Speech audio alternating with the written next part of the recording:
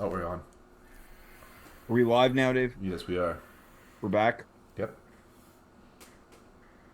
Folks, thank you for sticking with us during that technical difficulty. I wonder if it's a sign from Dr. Sue.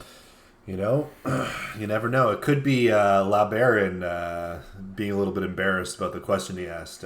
I want to know, do you think there's any possibility that was a prank call? I think I was actually thinking that. Like, it does seem a bit too weird to. But at the same time, people like to get freaky with food sometimes, so it's It hard was to when he say. referred to his boyfriend's butthole as the holy grail. Yeah, I guess that. And he said the thing about chicken sandwiches and TV dinners and stuff. Yeah, I feel like people probably liked the idea of prank calling Dr. Sue.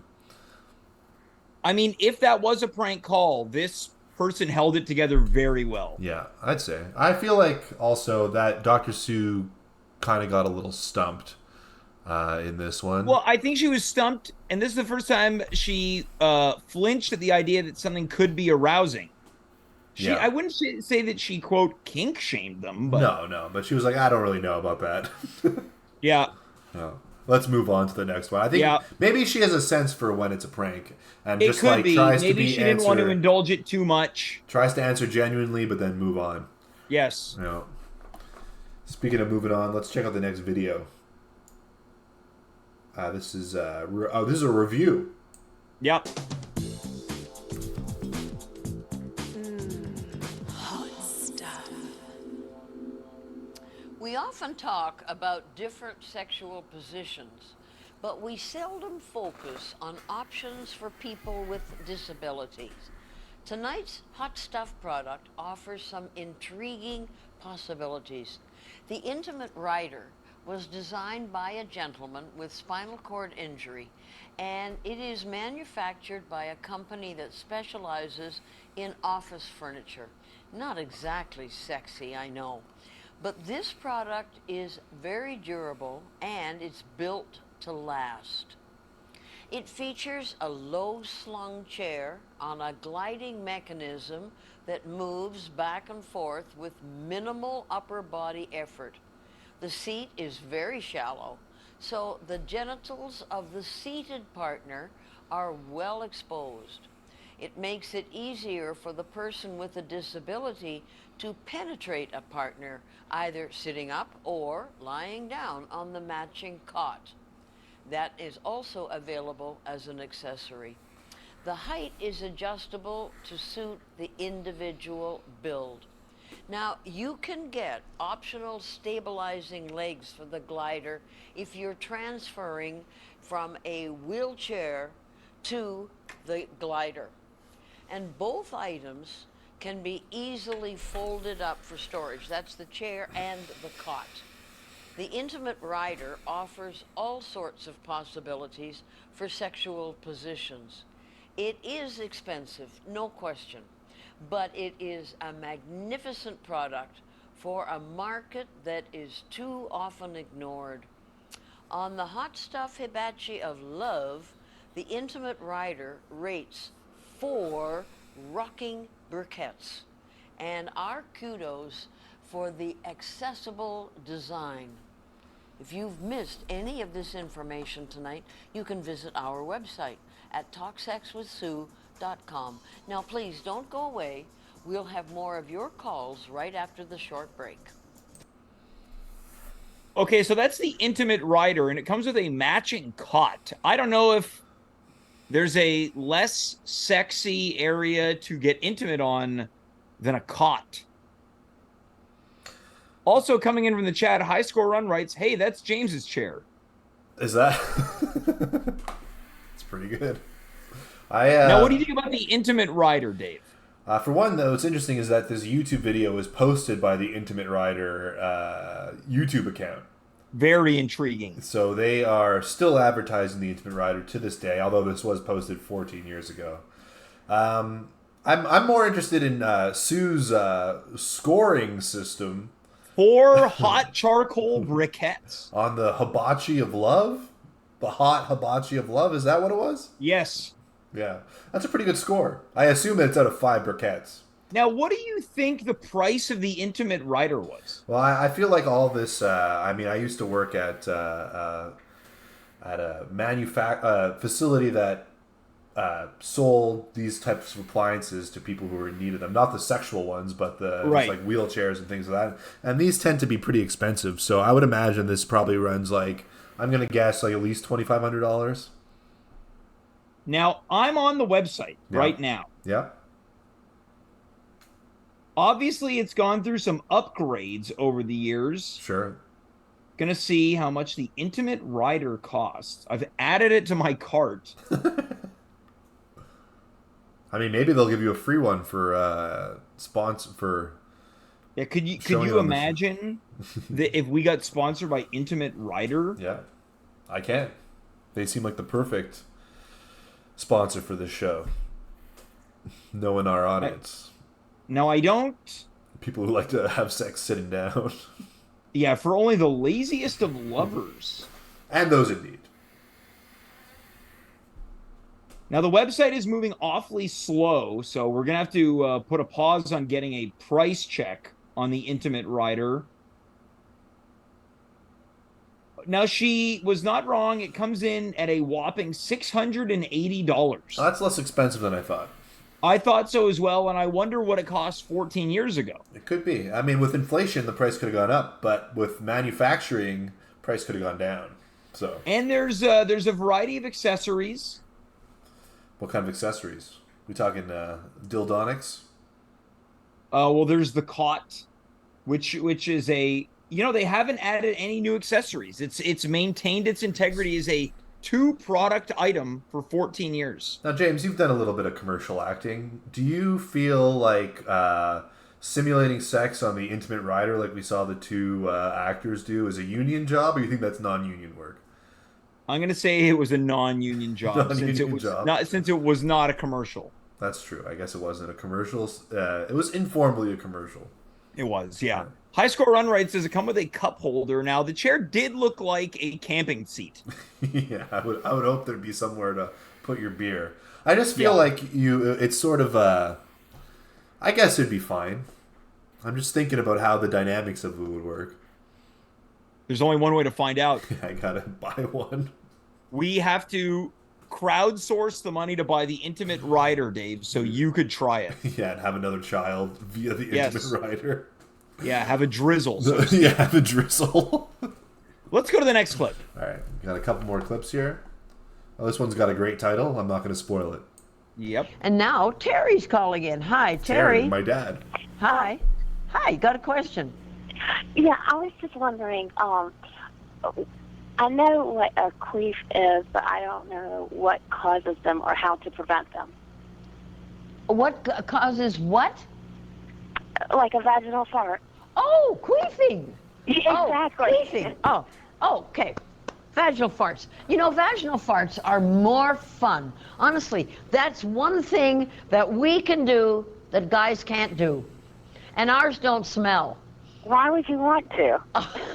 Oh, no, it's wonderful fun. Think of it now. You're having intercourse, okay? Penis thrusting in vagina, right? And it's packing, the vagina's a dead-end street. The air's got to go somewhere. It's packing air in there. So you're having vigorous, great sex. Oh, boy. And all of a sudden she goes... and you're so embarrassed. Oh, I'm so sorry. Oh, that is so embarrassing. Oh, I promise it won't happen again. Oh, I am so ashamed. So I'm so sorry. And then you continue. You have more vigorous sex. Go boom, go boom, go boom, go boom. And all of a sudden, you know what? If you take a deep breath, you can blow him right across the room. Honestly. No, just laugh. And every time you laugh, you'll fart. They're called vaginal farts. There's no way to prevent them, huh? No! Why would you try? Have fun. Have fun. Laugh about it. It's the funniest thing. If every time he thrusts in, you go, oh, it's hilarious. Okay. Just laugh. Just laugh. Now, that's one where I was surprised that the lady didn't know why it was happening. Yeah, it seems kind of obvious why that happens, but maybe they. Well, that's why Dr. Sue was on the air for as long as she was to help people with their inquiries. Yeah, I mean, it's like people are very. I feel like it's changed these days, but I feel like when I was young and certainly before then, people were very ashamed about any kind of sexual thing. So people didn't really openly talk about it, and I guess that's why these people are so valuable. Well, it's nice that we're carrying the torch now. I just want to point out one thing. Sorry, James. Do you know that last video was brought to us by... Hold on one second. Let me adjust. Drunkstunts.com.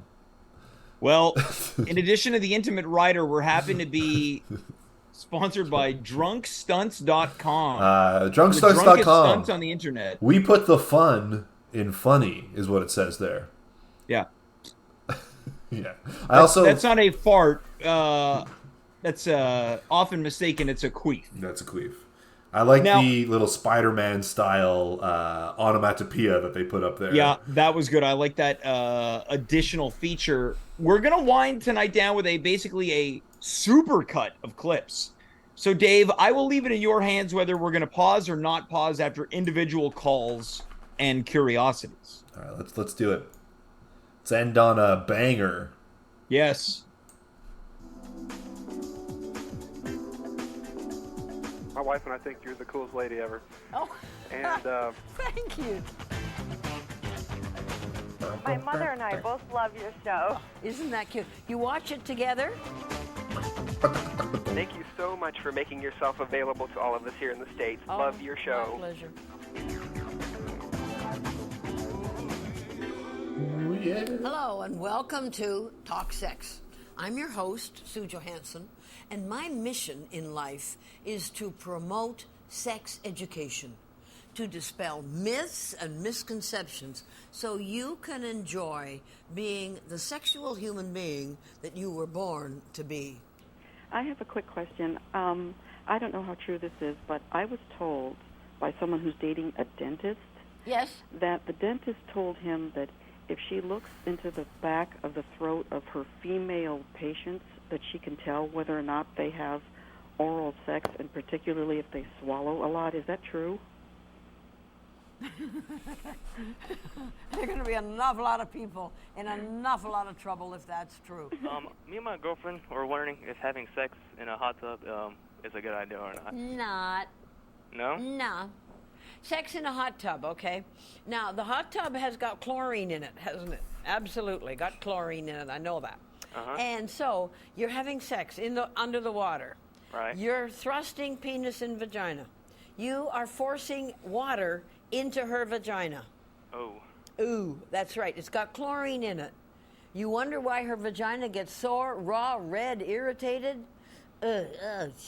And then they're worried that there's a possibility that the water will go up through her cervix, through her uterus, and into her fallopian tubes, and then drip into her abdomen. Oh. And there is some concern that that might cause endometriosis. I just called to ask, when my girlfriend and I have sex, either with a dildo or with her fingers, when I'm getting ready to have an orgasm, I often have like vaginal farts or queefs. And I was wondering, is there any way to stop doing that? No, why? Vaginal farts are wonderful things. It's something we can do. Guys can't do it. And ours don't stink. She's using a lot of the same talking points as she was in the last clip. It's verbatim, yeah. Yeah, she's got a spiel on this, James. Which I guess it makes sense. It's probably a question she gets a lot. Yep. I guess it's just embarrassing. No. You just let fly. Is he using condoms for bum sex? No. Lisa, think. Yes. He is putting his penis in your rectum, right? Uh-huh.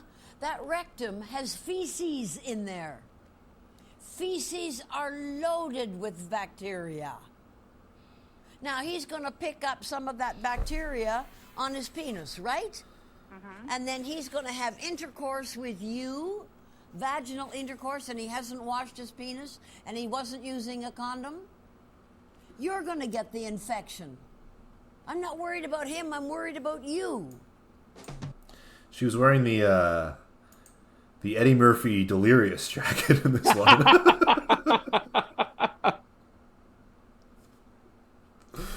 It's very similar. Yeah, it's very, very similar. So far, pretty good advice. I feel like, I'm surprised you didn't mistake Eddie Murphy for another politician. I don't get it. Oh, why? Because of mistaking Bernie Mac for Bernie Sanders. No, I meant to say Bernie Sanders in that last thing. Sure you did. I did, because she said the 1%. Sure you did. I did. And I'm blessed. I'm not worried about him. I'm worried about you. Hot stuff. Time for the hot stuff bag. Now, this toy, it puts a whole new meaning to the expression. Desperation is the mother of invention. This is called the vibrating turbo suction tongue. You close the valve and you draw the air out, okay? And now you've got a vacuum in there, and that'll give you an erection. So you draw the air out first, and it's locked there. Then you turn the vibrator on, okay? Now then, it vibrates. It's not vibrating. And it Probably is need to change a the batteries. strap-on. Now, people think that strap-ons are kind of kinky, but they have their uses. Don't ask. Anything with more than 3 buttons, I'm guaranteed to mess up. Well, you know what? They couldn't leave well enough alone. And what they've done is put a tiny camera into the end of the dildo. Yes, you heard right. A camera that hooks up to your TV. It gives a whole new meaning to I'm ready for my close-up now, Mr. DeMille. Here. It's a classic old person reference. Oh, yeah. And you put it in there, and it comes up on the camera. Well, all I can say is thank God it's in black and white.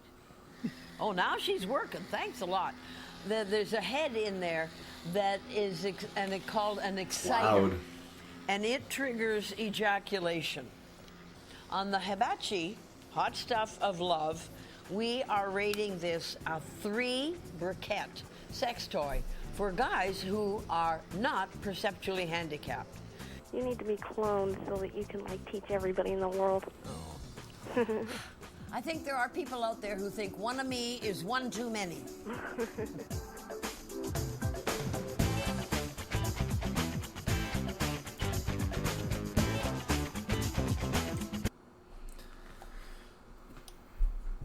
That feels like an apropos way as we begin to wind down. I think one so. Of me is one too many. There was only one Dr. Sue. There was only one of her, and she was a heck of a lady. I mean, there was Dr. Ruth, but that's a different person. I've got those wires crossed a couple of times tonight. But there was only one Dr. Sue. We've profiled both of them on this show before. That's true, absolutely. And I feel like there needs to be a next generation of old lady telling you how to have sex. Well, for all we know, there's some in the making. The women that are young now might grow up to be old Dr. Seuss-style ladies. Now, Dave, how many briquettes would you give this tribute episode? I'm going to give it 5 briquettes on the hibachi scale of love. And that's enough to barbecue a couple of hamburgers to shove up your ass later on. Not going to try to top that. Dave, thank you so much for that joke. We're ending it here. That joke was perfect. It was a multi-layered callback. I'm jealous I didn't make the joke. I'm jealous I didn't think of the joke. For Dave Kaufman, I am James. You are you. We were here. Good night, goodbye, farewell. And to Dr. Sue Johanson, rest in peace. Rest in power. Yeah. We thank you for your contributions in the field of sex education.